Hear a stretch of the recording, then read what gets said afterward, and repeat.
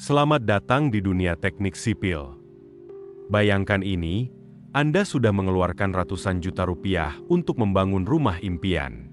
Tapi 2 tahun kemudian, dinding mulai retak, lantai turun tidak rata, dan pondasi ambles. Semua itu bisa terjadi hanya karena salah memilih pondasi. Di video hari ini, kita akan bahas tuntas jenis-jenis pondasi rumah, cara kerjanya, kelebihan dan kekurangannya, dan yang paling penting, bagaimana Anda memilih pondasi yang tepat untuk kondisi tanah Anda. Jangan skip bagian manapun ya, karena saya akan kasih tabel lengkap pemilihan pondasi yang bisa Anda langsung gunakan di lapangan. Pondasi dangkal adalah pondasi yang diletakkan dekat dengan permukaan tanah, umumnya pada kedalaman 0,5 hingga 3 meter. Jenis pertama adalah pondasi batu kali.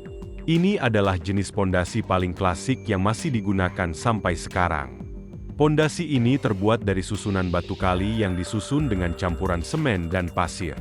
Cocok untuk tanah keras dan bangunan 1-2 lantai. Keunggulannya, murah, material mudah didapat. Kelemahannya, tidak cocok untuk tanah lempung atau tanah lunak.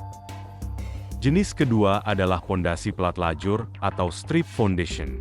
Ini adalah plat beton yang memanjang mengikuti denah dinding bangunan. Cocok untuk beban yang lebih berat. Umumnya digunakan untuk ruko atau bangunan 2-3 lantai. Jenis ketiga adalah pondasi umpak. Ini pondasi titik yang berdiri sendiri.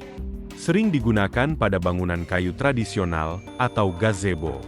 Sangat sederhana dan ekonomis untuk struktur ringan. Pondasi dalam digunakan ketika tanah di dekat permukaan tidak cukup kuat untuk menahan beban bangunan. Pondasi ini mentransfer beban ke lapisan tanah keras yang lebih dalam. Pertama, tiang pancang atau pile foundation. Tiang beton pracetak dipukul masuk ke dalam tanah menggunakan mesin hydraulic hammer. Bisa mencapai kedalaman 20-30 meter. Sangat cocok untuk gedung bertingkat dan jembatan. Keunggulan: kuat, cepat pemasangan. Kelemahan, biaya besar, perlu alat berat, berisik. Kedua, bore pile. Berbeda dengan tiang pancang, bore pile dibuat dengan mengebor lubang dulu, lalu memasukkan tulangan baja dan dicor beton di tempat. Cocok untuk area padat penduduk, karena tidak menimbulkan getaran besar. Kedalaman bisa mencapai 40 meter. Ketiga, pondasi sumuran atau caisson. Lubang bundar berdiameter besar, 1-2 meter, digali secara manual atau mekanis, lalu dicor beton. Cocok untuk tanah berbatu atau kondisi air tanah tinggi. Banyak digunakan pada jembatan dan pier bangunan besar. Sebelum memilih pondasi, kita wajib tahu kondisi tanah. Ada beberapa cara. Cara pertama, uji sondir. CPT Cone Penetration Test. Alat berbentuk kerucut ditusukkan ke dalam tanah. Dari nilai tahanan konus dan hambatan lekat, kita bisa menentukan kepadatan tanah dan kedalaman tanah keras. Cara kedua, Standard Penetration Test, SPT. Tabung baja dipukul ke dalam tanah. Jumlah pukulan per 30 cm menentukan nilai NSPT. Nilai NSPT di bawah 10 artinya tanah sangat lunak. Di atas 30 artinya tanah keras dan cocok untuk pondasi dangkal.